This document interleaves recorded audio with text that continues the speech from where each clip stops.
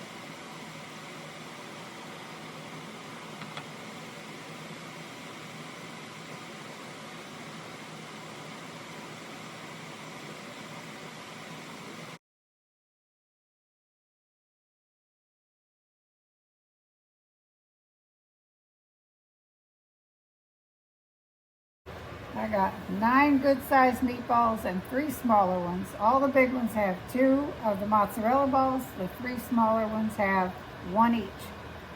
And these are going in the oven right along with the chuck roast.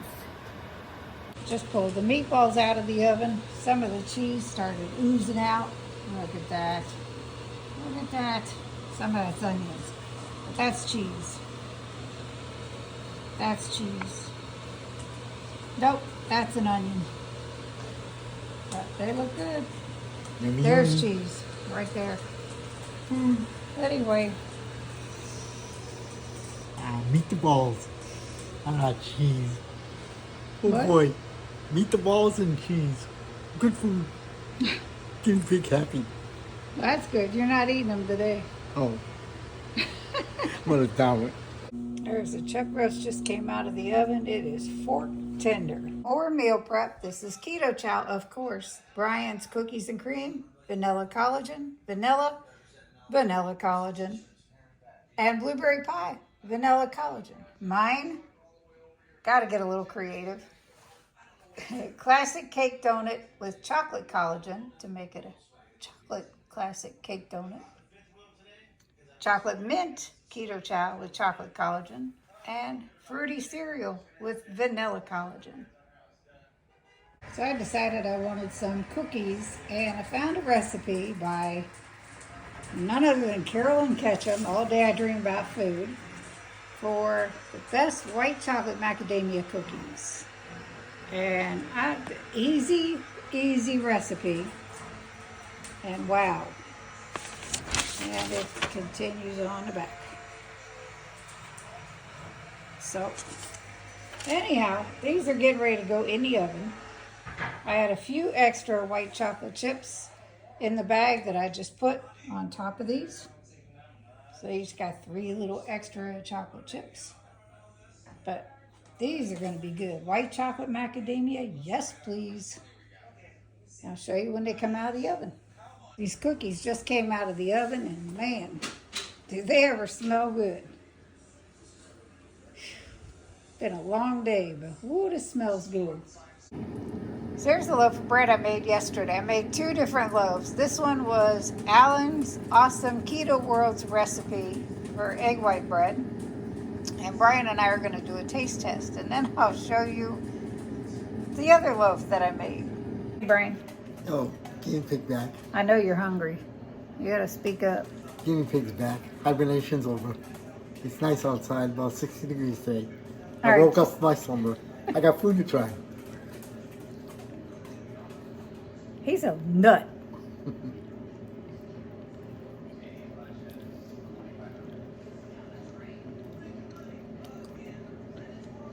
You got butter on your mouth.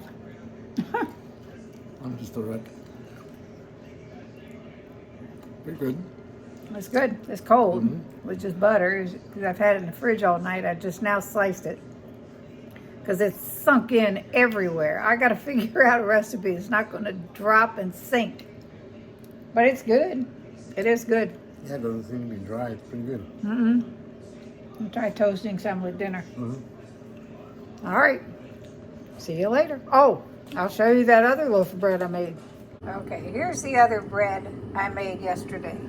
This was Jerry Gregg's recipe from Carnivore in the Middle of the Forest, where she just uses water, egg white powder, and then hand mixes in sour cream afterwards.